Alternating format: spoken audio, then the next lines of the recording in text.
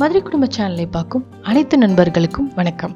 நம்ம இன்னைக்கு நெஞ்செலும்புல சூப் எப்படி செய்யறதுன்னு பார்க்க போறோம். ஸோ அதுக்கு முன்னாடி நம்ம சேனலை சப்ஸ்கிரைப் பண்ணாத நண்பர்கள் சப்ஸ்கிரைப் பண்ணிக்கோங்க. பக்கத்தில் இருக்கிற பெல் பட்டனையும் ப்ரெஸ் பண்ணிக்கோங்க. அப்போ தான் நாங்கள் போடுற வீடியோ உங்களுக்கு டே பை டே கிடைக்கும். ஸோ இப்போ நம்ம நெஞ்செலும்பு சூப்பு செய்கிறதுக்கு என்னென்ன தேவையான பொருட்கள்னு பார்த்துட்டு வந்துடலாம். ஸோ 1/4 கிலோ நெஞ்செலும்பு, நல்லெண்ணெய்,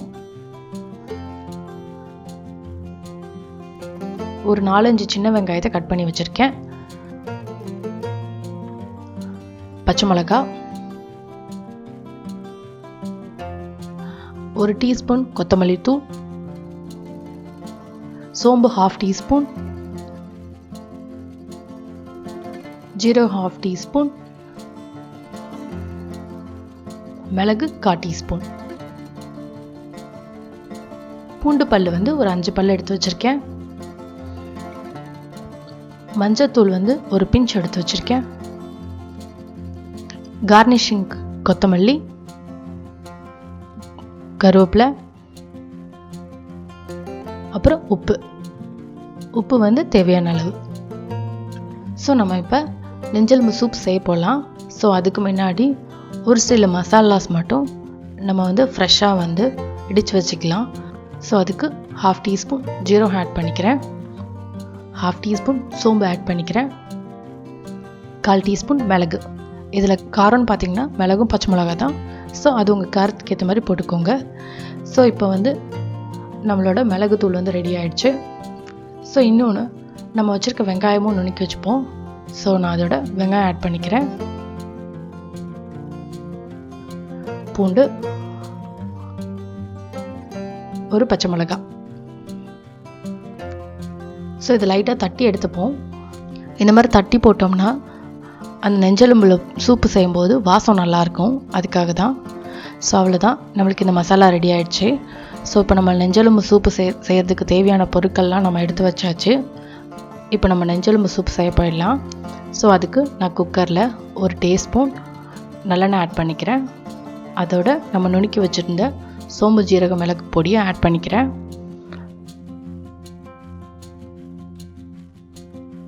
அதில் நல்லா வாசம் வந்தோடனே நம்ம தட்டி வச்சுருக்க வெங்காயம், பூண்டு, பச்சை மிளகாவையும் ஆட் பண்ணிப்போம்.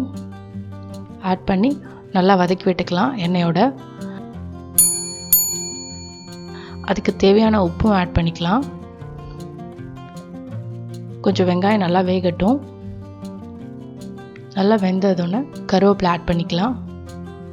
ஸோ இதில் நான் நிறையா எண்ணெய் ஊற்றல, உங்களுக்கு வேணும் ஆட் பண்ணிக்கோங்க. இது மட்டன்றனால நம்ம சூப் வைக்கும்போது எண்ணெய் நிறையா எக்ஸ்ட்ராக்ட் ஆகும். ஸோ அதனால தான் நான் எண்ணெய் நிறையா ஆட் பண்ணல. ஸோ இதோட நான் வச்சுருக்க மட்டனையும் ஆட் பண்ணிக்கிறேன். ஆட் பண்ணி நல்லா இது பண்ணிக்கோங்க. இதில் நான் நல்லெண்ணெய் தான் ஆட் பண்ணியிருக்கேன். நீங்கள் வேணால் ரீஃபைண்ட் ஆயில் யூஸ் பண்ணிக்கலாம், ஆனால் நீங்கள் நல்லெண்ணெய் ஆட் பண்ணிங்கன்னா ரொம்ப நல்லது. ஸோ இப்போ மட்டனுக்கு தேவையான உப்பும் ஆட் பண்ணிப்போம்.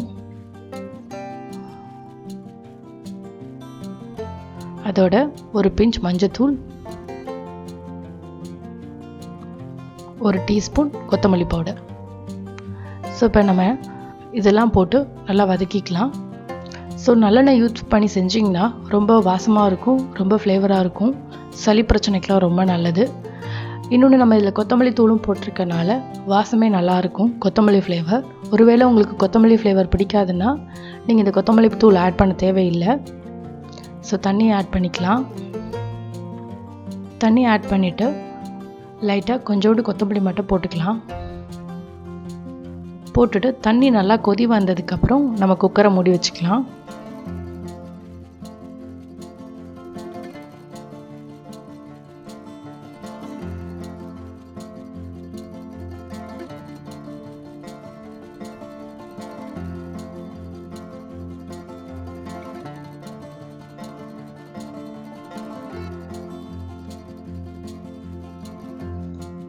தண்ணி நல்லா கொதிக்க வர ஆரம்பிச்சிடுச்சு.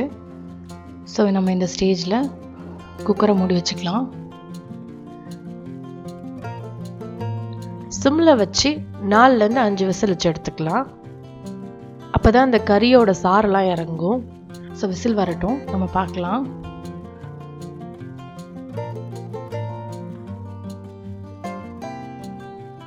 ஸோ விசில் வந்துடுச்சு. ஸோ இப்போ ப்ரெஷர் நல்லா ரிலீஸ் ஆயிடுச்சு. ஸோ நம்ம நெஞ்செலும்பு சூப் வந்து எப்படி இருக்குன்னு பார்க்கலாம். பாருங்க, நம்ம நெஞ்செலும்பு சூப் வந்து சூப்பராக ரெடி ஆகிடுச்சு. நான் வந்து எண்ணெய் நிறையாலாம் ஊற்றலை, ஒரு டீஸ்பூன் தான் ஊற்றுனேன். இப்போ பார்த்தீங்கன்னா எவ்வளோ எண்ணெய் மேலே மிதக்குதுன்னு. பொதுவாகவே மட்டன் சூப் வச்சோம்னா மட்டனோ சிக்கனோ எது பண்ணாலும் அதுலேருந்து உள்ள ஃபேட் வந்து வெளியே வரும். அதுவே போதுமான எண்ணெய் நம்மளுக்கு. அந்த வெங்காயம் பூண்டு கருவேப்பிலையோட பார்க்கவே வந்து நல்லாயிருக்கு. ஸோ இப்போ இதோட ஸ்டார்ச்சை மட்டும் நம்ம தனியாக எடுத்துடலாம். இந்த சூப்பு பார்த்திங்கன்னா ரொம்ப நல்லது உடம்புக்கு. இதில் நிறைய ஹெல்த் பெனிஃபிட்ஸ் இருக்குது.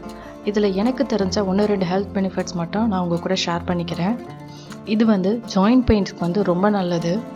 அது மட்டும் இல்லை, அந்த காலத்துலலாம் யாருக்கு கோல்டு வந்தாலோ காஃப் வந்தாலும் வந்து முதல்ல எல்லார் வீட்லேயும் நெஞ்செலும்பு சூப் வச்சிடுவாங்க. ஏன்னா சளி எடுக்கிறதுல வந்து இது ஒரு நல்ல மெடிசனாக இருக்கும். அதுக்கப்புறம் இது வந்து ப்ரோட்டீன் ரிச் ஃப்ரூட் கூட. இன்னொன்று, இந்த டயட் எடுக்கிறவங்களும் இந்த மாதிரி சூப் குடிக்கலாம்.